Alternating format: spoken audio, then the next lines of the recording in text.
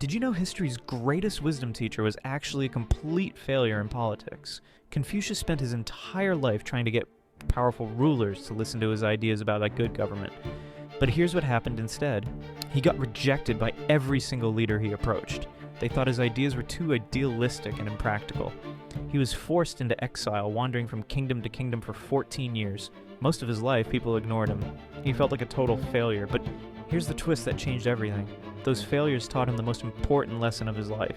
He realized that trying to change the world through politics was pointless if you haven't first changed yourself. This insight led him to focus on character development instead of external success. He started teaching about virtue, respect, and building strong relationships.